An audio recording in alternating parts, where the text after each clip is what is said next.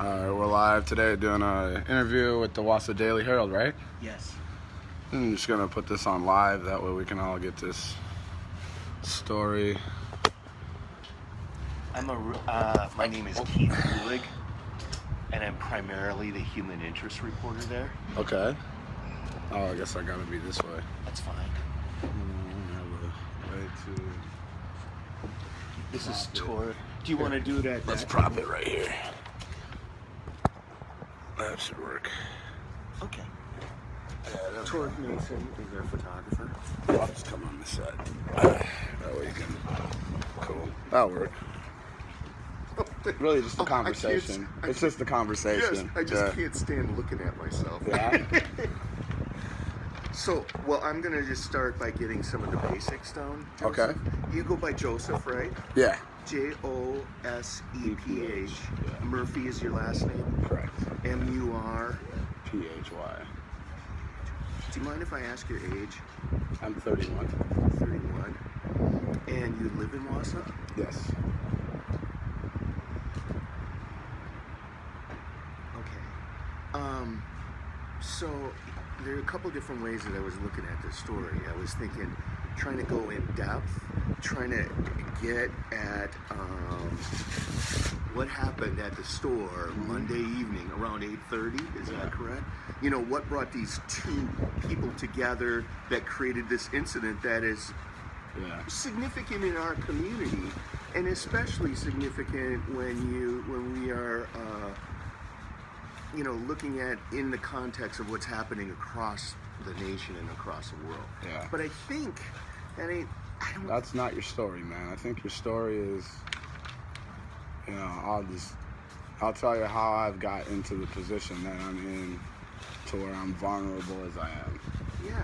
That's, I think, the biggest problem. I don't think that we have a police problem. Obviously, they have too many guns and gadgets.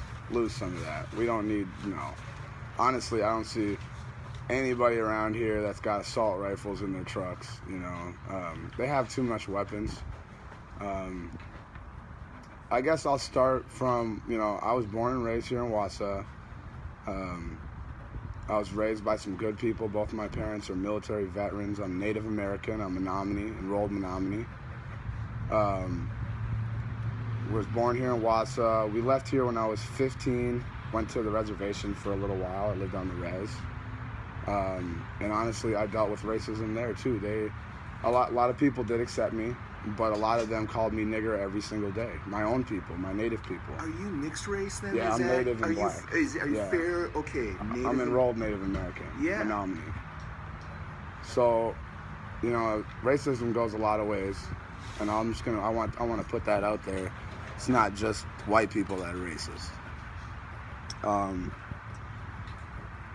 So from there, I went down to Chicago. We lived in Chicago for a little while, and can I stop you? Can I ask you about the age?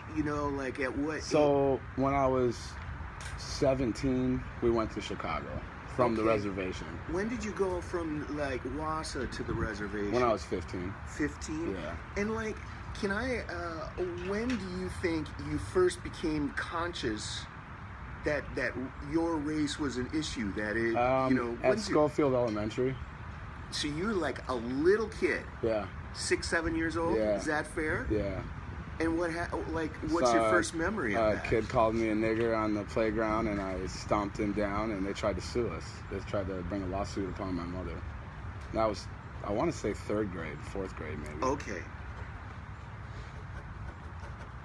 So you've been called this racial slur my entire life. Your entire life. Well, yeah. Yeah, it's my entire life. So you went to the reservation? So yeah, we went to the reservation. A lot of racism there. Being part black, even though I'm enrolled Menominee, a lot of people didn't like I was there, including some of my own family members. When we left the reservation because of that, we went to Chicago, and I remember thinking as a kid, I was like 16 and a half, 17, I was like, yes, finally I get to be around some black people. I'm gonna fit in. And I got to the black community, and they didn't accept me because I'm not all the way black. I don't act black. I was raised around Wausau and on the res. I'm not all the way black, so obviously I'm part black, but I was raised in Wausau, so I don't have that typical attitude and personality. So, you know, we ended up leaving Chicago. We went down to Wichita, Kansas. That's probably one of the most racist places I've been. So you would have been like 18 or 19 then? 19. Yep, 19 was had my 19th birthday, or a couple days after I arrived in Wichita, Kansas. Very racist town. I went to jail 13 times in Wichita. I dated a white girl. We had a child named Joseph Lee Murphy Jr. And a lot of things stemmed from that relationship, both us being a multiracial couple, her family not accepting black people into their family. I wasn't allowed to go to Thanksgiving at the house, but my son was.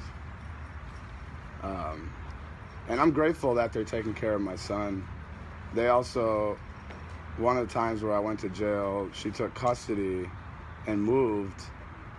And me being in the position that I'm in, with being, you know, having a knee on my neck as far as credit and background, with a criminal background and bad credit, my credit was messed up before I knew what credit was.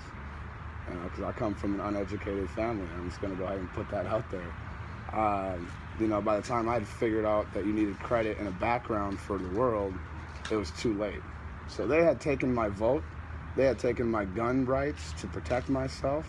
They took the vote so I can't protect myself. And then they created a bunch of laws that are designed to hold me down. What sort of criminal backgrounds, what are some of the charges that you were incarcerated I for? fired off a gun. My first charge was a criminal discharge of a firearm in an occupied building.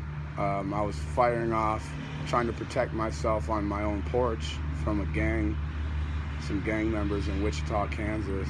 And some of the bullets hit the building across the street. And that was the start of the end of my, you know, so as far as being in society, that was the ending of that. They charged me with a felony. I had to register as a violent offender for many years. They put me on the same registry as a sex offender for a shooting. And that kept me under their thumb.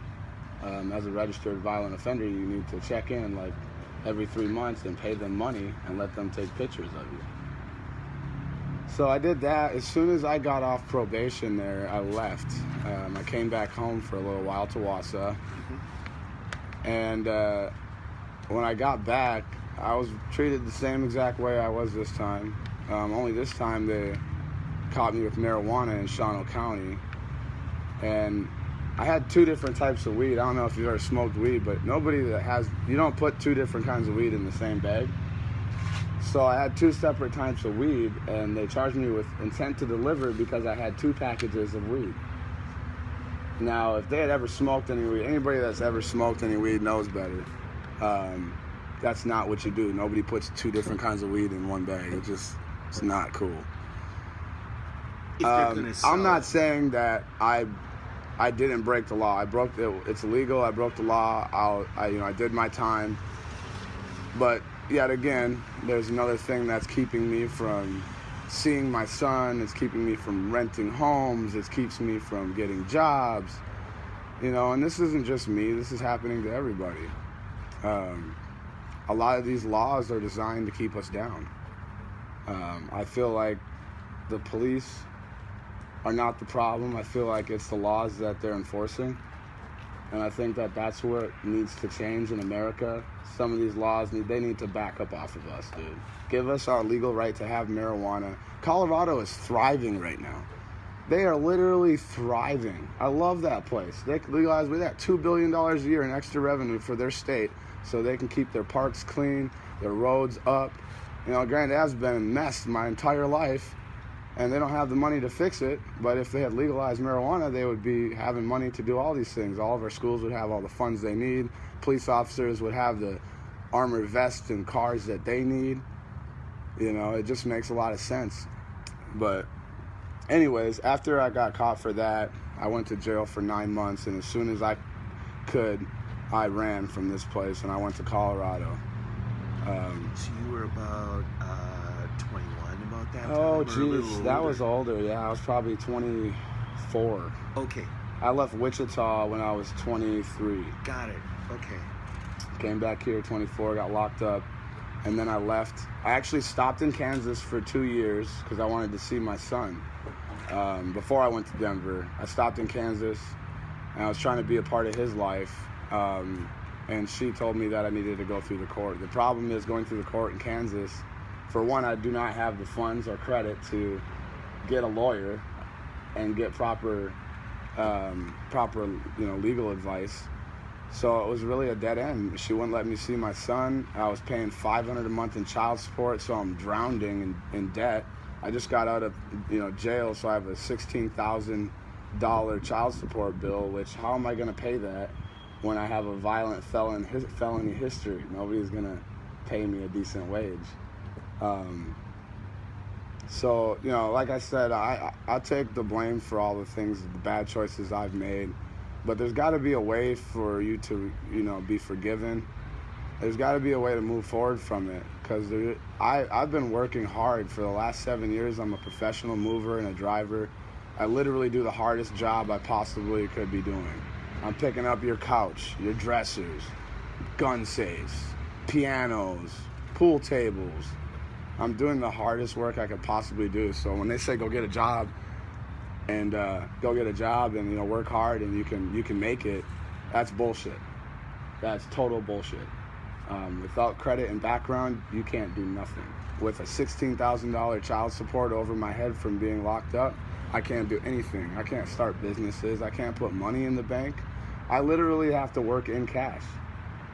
Because I put myself in this position, and for years, this is how I felt about it. For years, I was like, I'm just a fuck up. It's all good. I never blame nobody for my mistakes, nor am I today.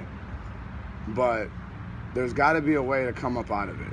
And I think that's why people are angry, because there's really no path to victory. There's no path to being a homeowner. There's no path for me to be a part of society and live like everybody else. Like, you can go to the car lot and buy a car.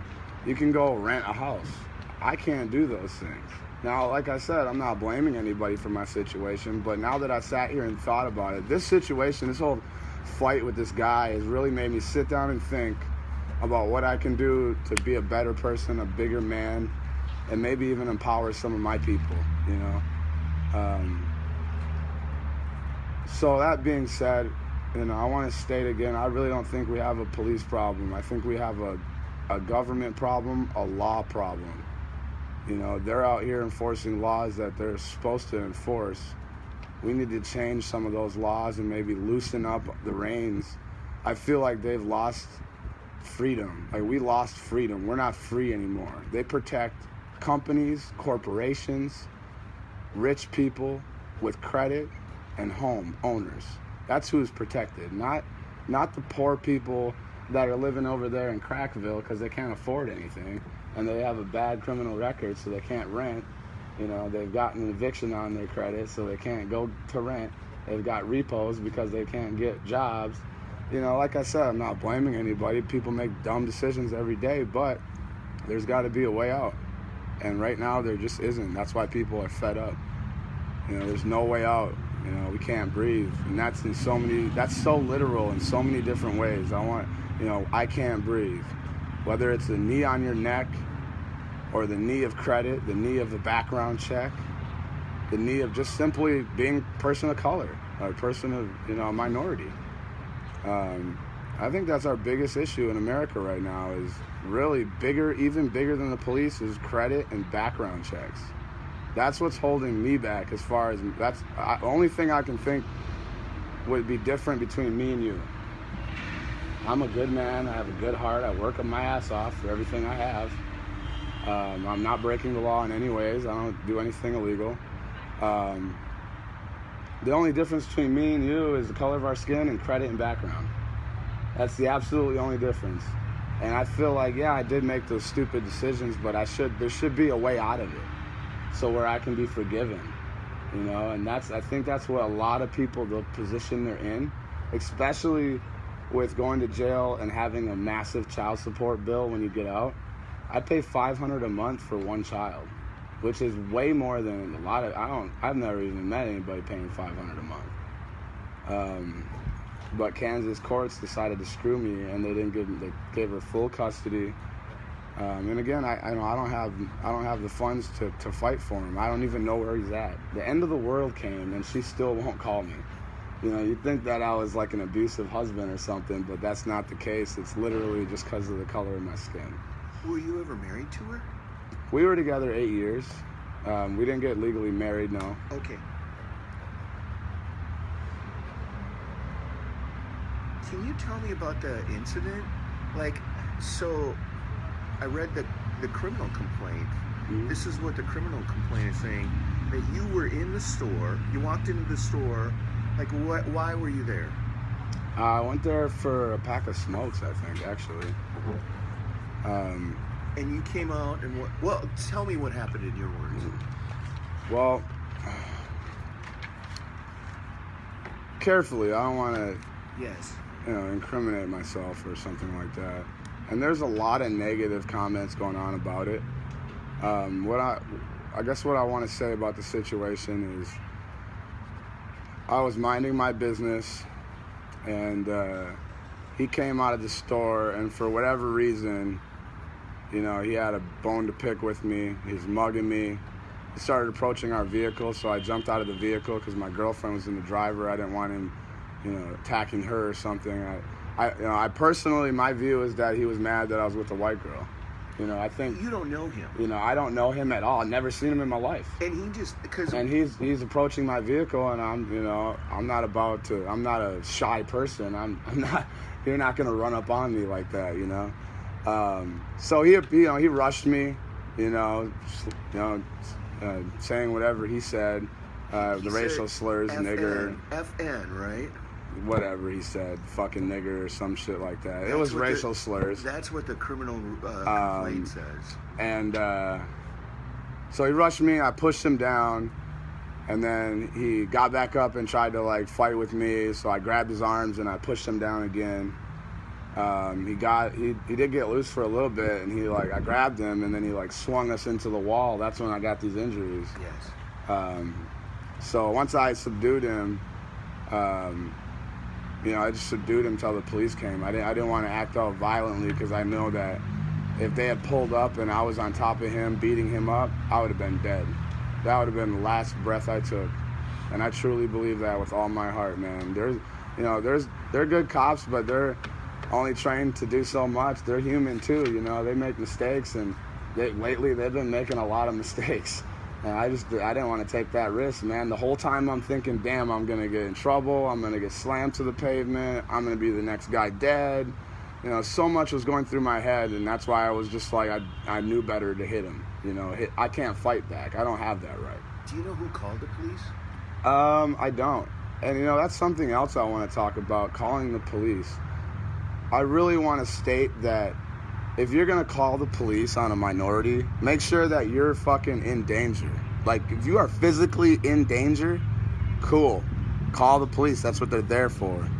But stop calling the police because you think I stole your cell phone, or because I'm speeding by your house, or because I've done something that you think I did but I didn't. Calling the police is literally a life sentence for us. That's a very serious thing. When you call the police on somebody, they're coming with guns. They're going to come up with men with guns, and there's going to be several guns on that scene. And animosity gets high. I get angry. I'm not even allowed to be angry in front of police. If I get angry, I get slammed to the pavement and taken to jail. You know what I mean? So, I really want to stress that people, when you call the police, make sure it's because you need somebody with a gun to come out there. Do you think that the police should not have been called in this case? I wouldn't necessarily go that far. There's a lot of other things that have been happening to me. This isn't the only situation that has stemmed from racism in this town within just the last few weeks. I was accused of rape first week here. Had to contact the police about that. I've been accused of stealing a phone. Somebody was banging on my door screaming nigger. 2 a.m. accusing me of stealing her phone when she could easily just do a Find My Phone app and realize it was at her house. But once she did do that, she just started laughing and walked away. I told the police that I wanted her charged with a hate crime that night. Banging on my door screaming nigger at 2 a.m., waking my elderly mother up. You know, that's at least, very least, a disorderly conduct or something, you know what I mean? Charge her with something, give her a ticket for it, just so that they know that that's not acceptable, you know? So somebody called me in for speeding the other day, and the police came to M&R looking for me. And luckily, I know my rights and laws, so, you know, I was able to walk back in the bar. But then they sat there at the front of the bar waiting for me to pull out, knowing that I'm drinking, right? Well, at least assuming that I'm drinking. They obviously couldn't prove that I was, otherwise I would have been in jail. But they sat there and puppy guarded me all night. So you know what I did? I took my 4-wheel drive Durango and shot her down the fucking railroad tracks and got away from them. Because honestly, I didn't want to deal with them. You know, for what? So they can shoot me or take me to jail or something? Enforce one of these laws that were meant to hold me down? So yeah, I shot her right down the railroad tracks and fucked up my truck, so now I'm on foot. You know, and this all stems from some racist motherfucker calling the police on me that wasn't in any danger. They were not in any danger, but yet they called men with guns to go hunt me down. And that's what happened. Men with guns came and hunted me down. I think that's what we need to start looking at when they say, oh, the police are there to serve and protect. Yeah, they're there to go gun me down. They're there to put me in jail. There's no serving. If they were protecting me, they would have put that girl banging on my door at 2 a.m. in jail. Or at least, at the very least, given her a summons or a ticket. You know, the person that accused me of rape. You can go and accuse me of rape and slander my name all online. And of course, I wasn't charged with anything, but yet neither was she. She got away with that. She can just, they have that power. That's that privilege we keep talking about. That power to call the police on me and knowing that they're going to take her word over mine. I'm a violent felon. I have criminal history. I'm black. There's so many reasons why they could just say, yeah, you're guilty, and probably charge me with it. Even though I didn't do it and I had several witnesses stating that it was all consensual. You know, all of this is so crazy to me. I've been in Denver for the last 6 years, and honestly, I have not had one contact with the police in any negative way. The only time I ever talked to a police officer in Colorado was when somebody head-on collisioned me, and it was an accident report. That was the only time I had any police contact in the last 6 years. Why did you come back? Well, so what happened was, I was living in downtown Denver. And my rent was ridiculously high. I think it was like $2,100 a month.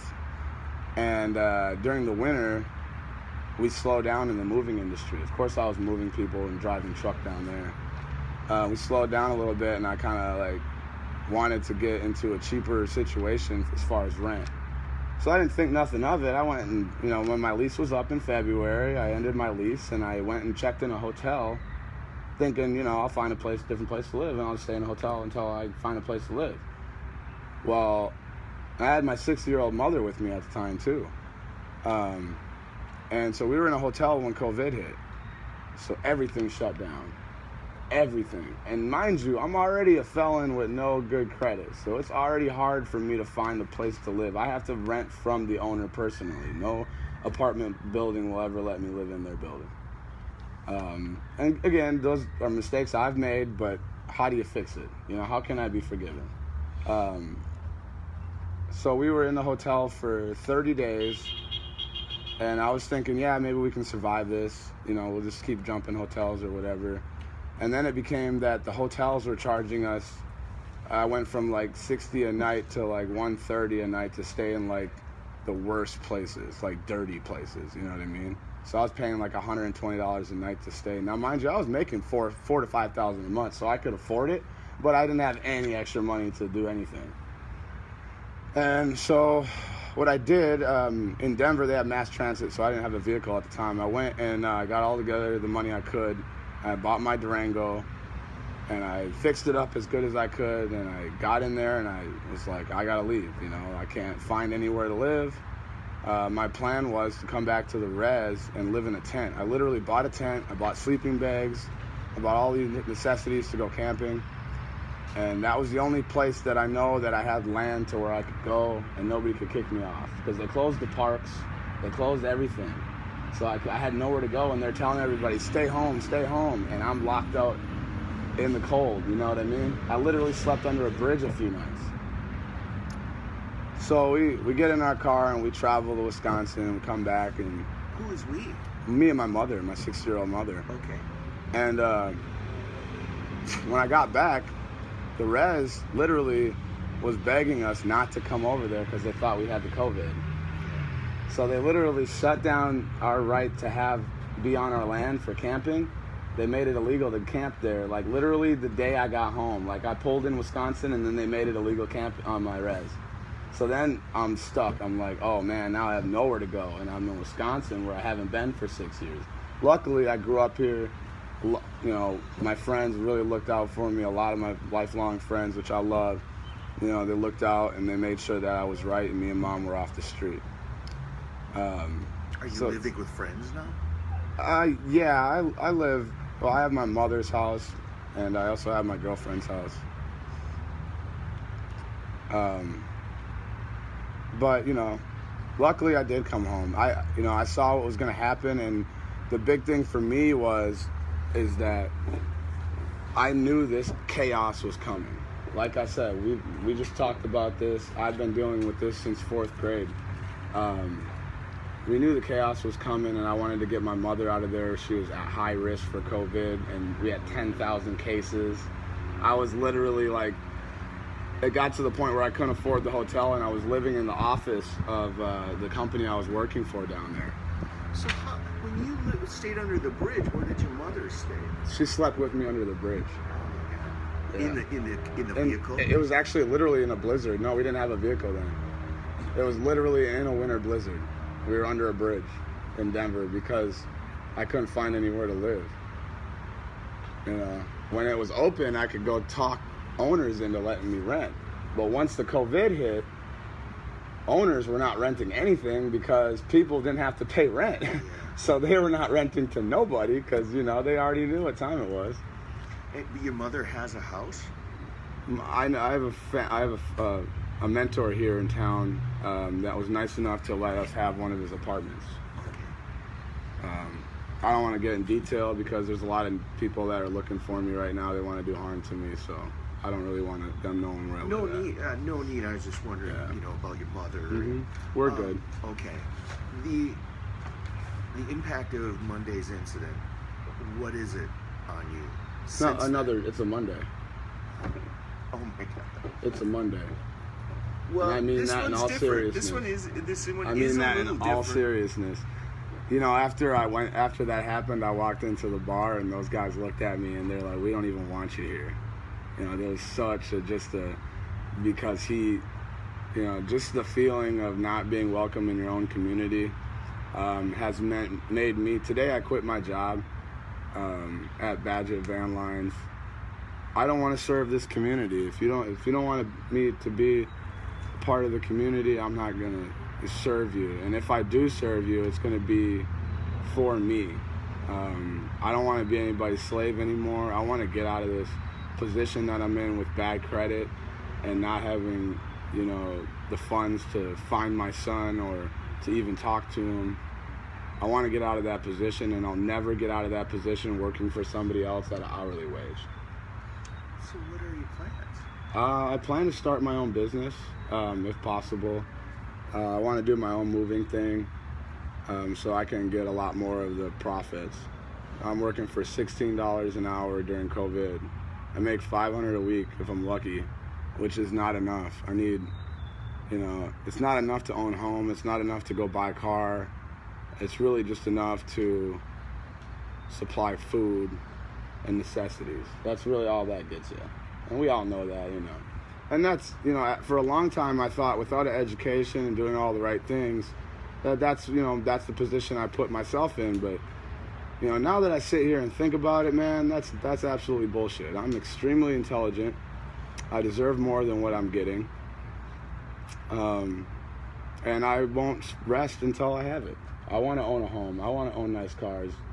I want to own my business and work for myself. So that's what, you know, my plan is I'm going to start my own business, and I'm going to try to empower some of the people that aren't empowered right now, give jobs to people that I know that, you know, that need the help, and at a livable wage, you know. That's my goal, you know, to where I can give my family jobs and my brothers and all my friends in Wausau and surrounding area the jobs. I don't plan on leaving. Most people, you know, I've left twice now for many years. And being in the inner city is awesome. You know, it's the culture is way better. Like I said, I didn't talk to any police in 6 years. We have legal weed. But this is my home. You know, I'm from Wausau. This is where my people are. This is where my family is. This is where my roots are. So I decided that I'm going to stay home. What do you think? So here's my plan. A lot of this is, you know, I probably won't be able to fit into Most this definitely, I understand that. I do want to talk about being called racial epithets regularly from being a kid on, never feeling part of anything. What does that do to a person? Makes you extremely strong. Does it make you angry too, or no? For many years, I was angry. Yeah, many years when I was younger, I was a very angry person. Did a lot of violent things. And again, that stems from coming from an uneducated family, you know, that they didn't have nothing was ever easy for them either. You know, I was raised by a single mother. She tried her best, but, you know, there's only so much she can do. My cop father was never there for me. I've talked to him probably maybe 2 or 3 times since being an adult. I went to visit him in like 08 when I turned 19. And the only thing he wanted to talk about is my mother lifting the child support order. Which now I know why. I understand that now, being in that position of not being able to put money in the bank because they'll take it. Now, of course, I want to take care of my child, but, you know, I have to live too. And if I'm going to be paying child support, I feel like I should at least have the right to see him. And, you know, people will say, oh, well, you could just save the money and get a lawyer. Well, when you're talking to a person that has wealth, real money, one lawyer isn't going to help me anything. It's going to be a waste of my money and time, because I'll get an hour with them once a week. Is all I can really get in the position that I'm in without being able to have a real house that I own or rent from anywhere. And in Kansas, I really can't rent anywhere. So I'd be living in a hotel or something, and they're never going to let me have them, you know, doing that. So, I mean, I guess to really get through to him, I'd have to, you know, have some magical wand clear my credit and my background, you know, or jump through the hoops to do so, but that costs funds, and it's just not something that have the money to afford when I'm trying to fix my truck from running from the police. What do you think, how do you feel about that hate crime designation for that situation? I'm very happy that he's being charged with a hate crime. I've had 4 hate crimes committed on me in the last few weeks. And finally, somebody's being charged. I'm happy as hell, yeah. Because I want the rest of the people to know that if they're going to call the police, for one, if you're not in danger, you shouldn't be wasting their damn time and our tax dollars anyways. But, you know, just using them as a weapon against me is the key, you know. That's a hate crime. Calling the police on me, I view as a hate crime. Because they're going to come with a gun and probably slam me to the pavement somewhere, you know. That's what happens when you call the police on a minority. So I think that really needs to be stated. Like, if you're not, don't call the police because you saw us barbecuing, you know, we'll get shot for that. Don't call the police because, you know, they stole the candy bar at a fucking Mobile. They'll get shot for that because they're selling cigarettes or DVDs, or, you thought he got you for $20, now the man's dead. You know what I mean? Stop calling those fucking cops, man. And maybe we need to take some of their power away, because, they always love to say America's free. We got the freedom. We got the free. We can do this. We can do that. Yeah, you can. I can't. I don't have no freedom here. I'm literally walking around here with weapons in my pocket so I can protect myself. That's not freedom, and that's not safety. This whole situation that happened with this gentleman, has really opened my eyes. When we did the interview, somebody came up. We did it right here. Somebody came up here and threatened the reporter to not release it because she didn't want her cop's son badgered by agitators and people in the town. She didn't want them to know that they do this. She literally she threatened the reporter. But the cops didn't do anything to you in this case, yeah. But she didn't want her son to look bad on TV or be badgered by anybody rioting and protesting. That's the part of the problem right there. One other person that's really close to me said, "Oh, it's just not that big of a deal." Well, I guess the DA and the police department think it's a big deal. I think the whole city thinks it's a big deal. It's a big deal when America's burning down because of this exact situation. It's a big deal. But that's the norm. That's what we're used to. And just like I said, for many years, I just figured, oh, well, that's just me. I'm a fuck up. And now that, I've really had a chance, that this situation has brought a lot of light to what's going on and kind of opened my eyes as far as, what this world is doing, what's going on in America right now. It really did open my eyes, made me think, I feel like I'm out here moving their items. I'm literally picking up their pianos, and secretly they're in the background making laws to fuck me over, or finding something that, something wrong with me to where they don't want me a part of their family. They don't want me dating their daughter. They don't want me living in their community. They literally build communities that we cannot get into. There's no bus out there. Unless you have credit and power, you're not buying a home there. And then they put stipulations on living there that most of us don't want to do, like keep your lawn perfect, your trash can has to be up right away. They will start fining you and all this types of stuff to get you out of their neighborhood. And that's not a black and white problem, that's a rich and broke problem. So like I said, man, it's not about, I don't even think it's about race anymore, or police. I think it's about the laws that keep us down, and all these poor people, when they didn't have work for 60 days. I didn't even get a stimulus check. Nobody gave me any bailout money. I didn't get no stimulus check.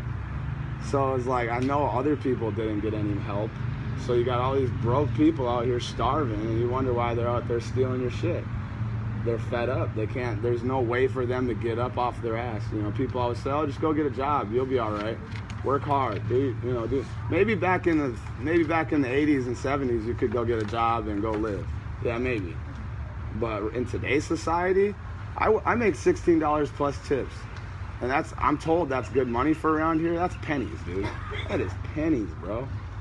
I was making 23 plus tips in Denver, and I was getting 50 to 100 every day as a tip. Around here, you're lucky to get a 20 because you're looked at as the help. And that's why I quit my job, because I'm not the help anymore. If I'm going to go do moving, it's going to be me. You're paying me, period. And that's how I feel about it. I don't mind serving the community, but I'm not going to serve for pennies. And I definitely won't ever work for anybody else again. I feel like that's just part of my problem. If I had done this many years ago, I'd be in a position of power to where I had credit and I could buy a home and have nice things and go and fight for my son in the court. But a lot of these things, aren't possible when you're working a regular job, a 9 to 5. It's not. You're never going to make enough money to do that. They take all my tax money, so I never get a bulk amount of money. Plus, I passed that tax bracket a long time ago, so I pay in. So there's no bulk money that comes to me. Even in a world-ending crisis, nobody gave me any money. So I never was given anything. And not that I want a handout. I want to be able to go and work and live like everybody else. Like I see all these people, they buy homes, they buy cars, they have families. You know, I just feel like that's not even something that's realistic for me right now, you know? And that's what I think we need to change. I think that's our biggest issue with all these people stuck in that position like me. And at the same time, when we're stuck in this position, people are calling the police on us, and we're going to the morgue, we're going to jail. And it just adds to the problems of having a criminal background and doing all these things. And again, I'm not an angel. Of course I make mistakes and I've done some stupid decisions. But I feel like, you know, there's got to be a time where we say enough is enough and, you know, take that off my background, you know. It's not like I murdered anybody, I didn't hurt anybody, but it's kept me down for the last 15 years, you know, that one charge. It's kept me from doing a lot of things. And like I said, that just goes back to the laws being designed against us. There's going to be a protest or a march on Saturday, and I spoke with Ben, the chief of police. We're both supposed to meet up there for the protest. I do plan to show up. Are you going to speak at all, do you know? Or? I mean, if they want to hear me speak, that's kind of why I'm doing this interview. I'd rather do it on an interview than have some agitator in the crowd talking shit. You know, there's a lot of people online right now that are really angry at me. There's a lot of people that are showing support. I love the people that are showing support. Thank you for your support. But there's also a lot of people out there that are angry that it even got posted, and that the interview happened. Oh, the interview with the television Correct. station? Okay. Yeah. Well, and the video. I mean, they don't want nobody to know that there's racism in Wausau because they don't want rioters coming here. And I understand that. I do not want to see the city burned. I do not want to see any violence, especially in my name. You know, I don't want to see that happen. like I said, I'm not an angel, but I definitely have a good heart. I'm a good person, and I don't want to see any violence, which is why I didn't act violently towards that gentleman that attacked me. Because I knew that would stem into either me being shot, taken to jail, or maybe even the worst case scenario, start a riot in Wausau. You know, I don't want to see that happen. You know, this is this place where I grew up. There's a lot of good people here, and shit, I know most of these business owners. I don't want to see their business burned, you know? So, you know, I definitely don't want to see that.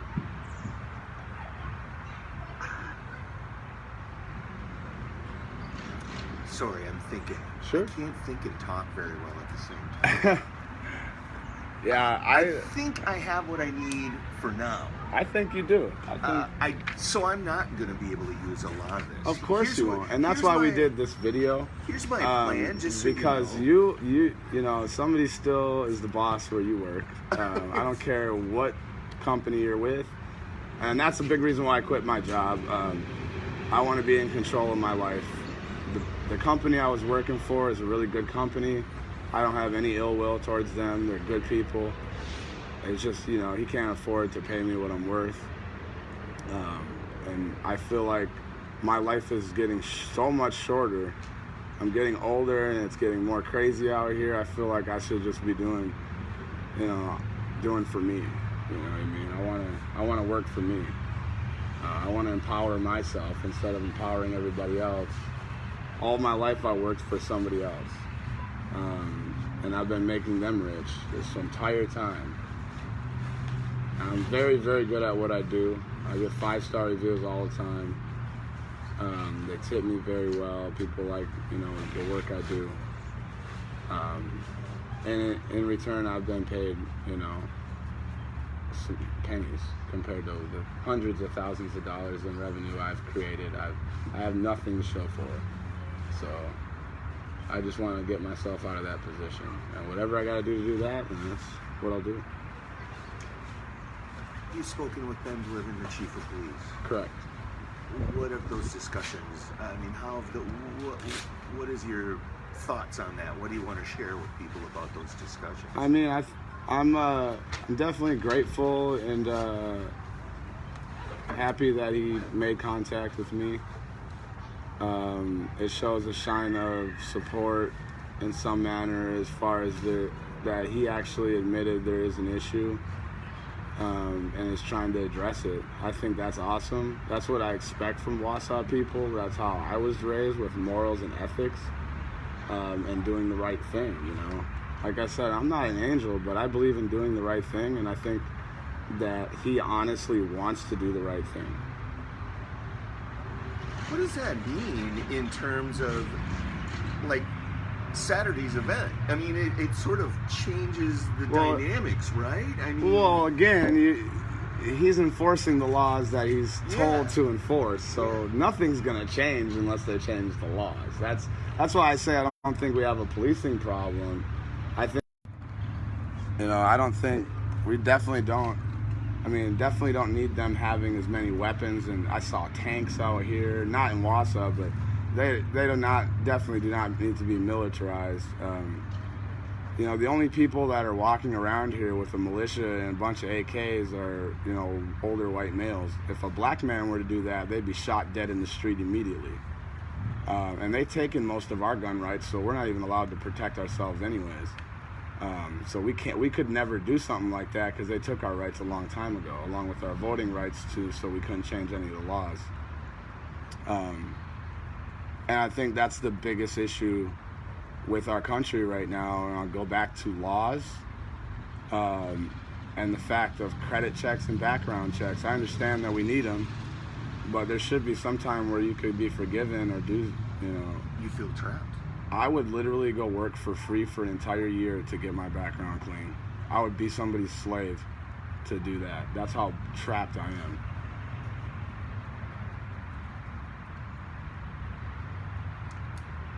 I think that'll do it for me.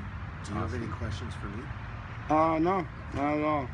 So here's my plan, and this can change, but I'll plan to go back and write right away. Sure. But,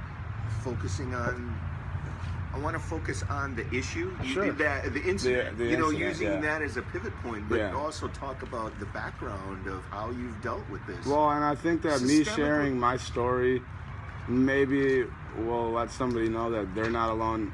You know, somebody told me that the other night. I really thank Amy for, you know, letting me know that I wasn't alone. And I just want to let all my minority brothers and sisters know that, you know, they're not the only ones going through it, and we, you know, if we stand together, we can definitely win on this issue. I think we can make some real change. You know, if we stand together. But if we're separated like they have us, you know, it will never change. You know, we have to stand together, and that's all what Saturday's protest is about. We plan to stand together, shake hands, and sing Kumbaya, you know, if you will. Probably not shaking hands, from what I understand. Oh yeah, I guess Social that's, yeah. I mean, well, metaphorically. Yeah. I just, you know, I want to show. I think it's just, he said, you know, he just wants to shine support and address the situation. The fact that they even charged him with a hate crime is a big change there. Because, like I said, you were going to jail. Yeah, like, this has happened to me dozens of times, and I went to jail every single time. So I'm like, yeah, I'm going to jail. They're gonna slam me to the pavement, put the cuffs on me. Hopefully, I get in the car before that, you know, I lose all my breath. You know.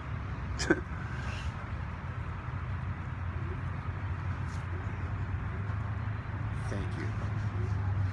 Thank you, man. It's awesome that, you know, you guys are trying to shed some light on the situation, and hopefully I get to, you know, read a nice article from you. If your boss lets you. Oh, that'll conclude our interview for the day. Let's go do a barbecue or something.